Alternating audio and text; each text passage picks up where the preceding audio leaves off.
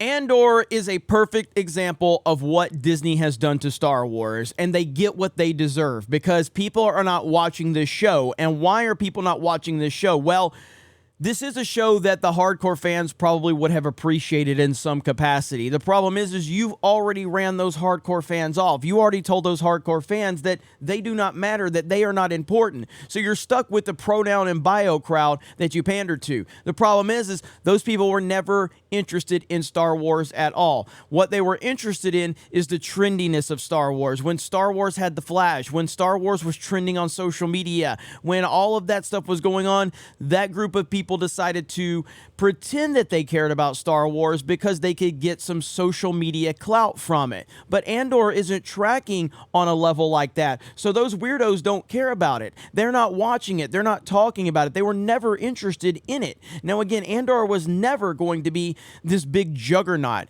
But what it could have done is it could have satisfied the hardcore Star Wars fans. But unfortunately, you ran them off. You told them they don't matter. The sequel trilogy was a disaster. So if you would have done right by George Lucas and Star Wars fans with the sequel trilogy and a lot of the movies, then you would have had the fan base that would have taken care of you for a series like this. But now you ran all of them off, and now you're sitting in a situation where you're having to push this show out to ABC, FX, Hulu, and Freeform because you're desperate for viewership.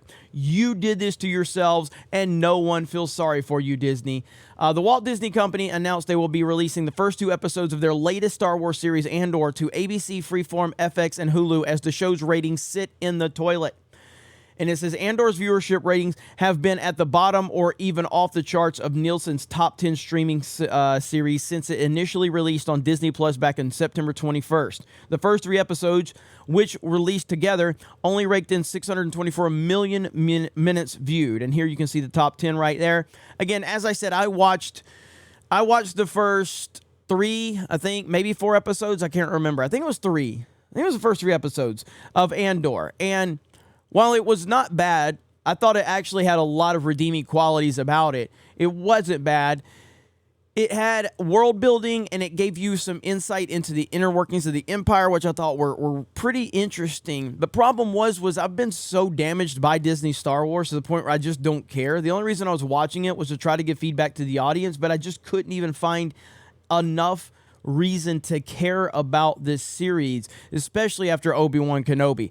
Obi-Wan Kenobi was a disaster for Disney Star Wars. Now, of course, the fake crowd out there, the fake weirdos, they pretended to care about Obi-Wan Kenobi because it had enough social media clout that came with it to care about it or to pretend to care about it so they could gain following and get retweets and likes, because that's ultimately all they care about. That's their lifeline right there, is likes and retweets on social media. So they went and pretended that they cared about Hayden Christensen returned and Ewan McGregor. We had the whole thing with Reva and the virtue signaling. So, of course, that brought that weirdo crowd into it as well. But ultimately, Andor doesn't have any of that. They tried with one of my videos to try and do some fake virtue signaling bullshit off of it because I said that they were pushing identity politics with this, because I said the only reason that the character of Cassian Andor even exists was for identity politics, and I stand by that 100%.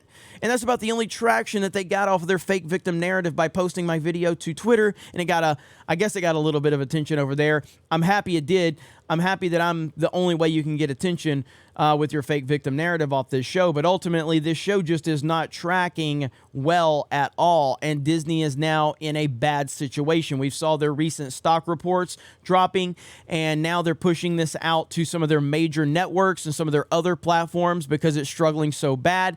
And this is what happens when you alienate your hardcore fans. Never push away your hardcore foundation. Never pander to a group of weirdos that don't care about anything you're doing. But that is where we are. Right here it says the viewership numbers have only fallen. The most recent ratings for the week ending on October 16th show Andor only bringing in 405 million minutes viewed. That's only good for 7th on Nielsen's original category behind She-Hulk and the Great British Baking Show. It's behind the Great British Baking Show.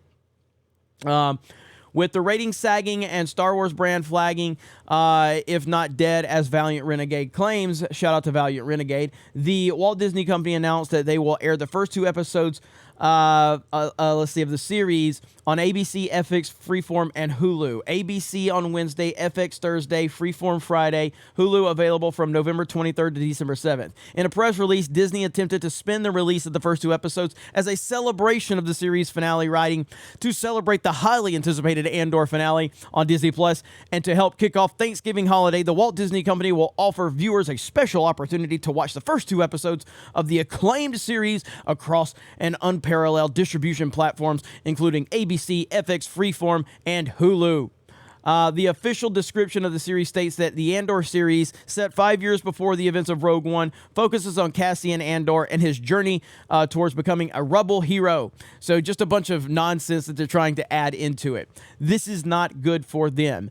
I will at some point finish Andor because I am interested in it, but I do feel like this is a series that probably would have benefited from the binge model for sure. Those episodes were way too slow for me and my taste. Now, people that have finished it, maybe you can tell me, do you think it would have been better as a binge model or not? Obviously, I prefer the binge model anyway, but this particular series feels like it would have very much benefited from the binge model.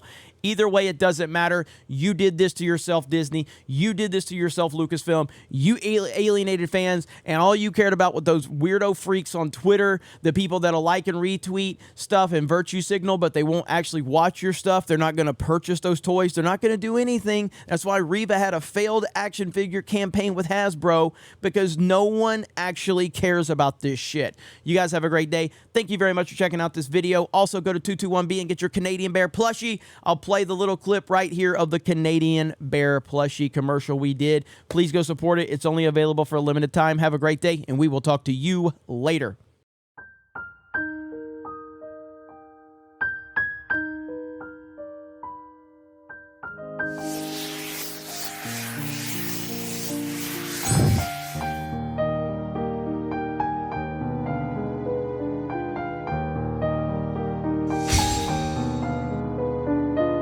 Now kiss. The plushie for when words aren't enough. This plushie does not provide comfort. Any comfort felt is purely coincidental. Plushies are not magic. Plushies cannot replace words. Go touch grass.